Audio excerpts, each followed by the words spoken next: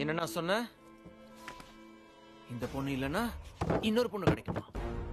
டேய் லடு, அண்ணா ஏதோ தெரியாம சொல்லிட்டாரு. நீ வாய் மூடுறா டேடி. 1000 கனவுகளோட இந்த காலேஜுக்குள்ள வந்தன்னா ஃபர்ஸ்ட் டேவே தெரிஞ்சிருச்சு இது எதுவுமே நடக்காது. ஆனா இந்த டிடி தான் ஈஸியில பொண்ணுங்க எல்லாம் செம்மையா இருக்காங்கன்னு சொல்லி என்னை இங்க இருக்க வச்சான். ஏன்டா? ஸ்கூல்லயே நான் பாய்ஸ் ஸ்கூல் தான். பொண்ணுங்க கிட்ட எப்படி பேசணும்னு எனக்கு தெரியாது. ஆனா அவளுங்க அதை ஆட்டிடியூட் நினைச்சிட்டாளுங்க. அதுக்கப்புறம் இவன் என்ன சொன்ன தெரியுமா? அதெல்லாம் ஒண்ணு இல்லடா, கான்டாக்ட் லிஸ்ட்ல இருக்கிற பொண்ணுங்க கிட்ட பேசுனதும் நான் லிஸ்ட் எடுத்து பார்த்தேன். லிஸ்ட்ல எனக்கு தெரிஞ்ச பொண்ணுங்களை விட என்ன பிளாக் பண்ண பொண்ணுங்க தான் அதிகம். எதுவும் நான் தப்பா கூட பேசினது இல்ல. Hi hello blocked.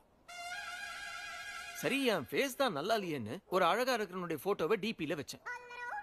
Still blocked.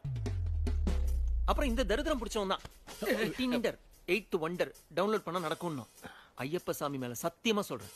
மேல போட்டோவும் பார்க்கல, கீழே பயோவும் பார்க்கல, ரைட் ஸ்வைப் பண்ணிக்கிட்டே இருந்தேன். 3 ஐபிஎல் சீசன் போயிடுச்சு, இன்னும் ஒரு மேட்ச் கூட நடக்கல. இதுல இன்னொரு பொண்ணு எப்படின்னா கிடைக்கும்? சரி, இது எப்படியுமே சரியாகாதுன்னு தெரிஞ்சுக்கிட்டு ஒரு ஜோசியக்காரங்கிட்ட போய் என் கையை காட்டி, சுவாமி எனக்கு இந்த ஜென்மத்துல ஒரு கேர்ள் ஃபிரெண்ட் கிடைக்குமான்னு கேட்டேன். அப்ப அந்த ஜோசியக்காரன் என்ன தெரியுமா சொன்னான்? உன் கையில ரேகே இல்லடா, எப்பயோ அழிஞ்சு போயிடுச்சுட்டான். நான் சிங்கிளா தான் வந்தேன், சிங்கிளா தான் போறேன்.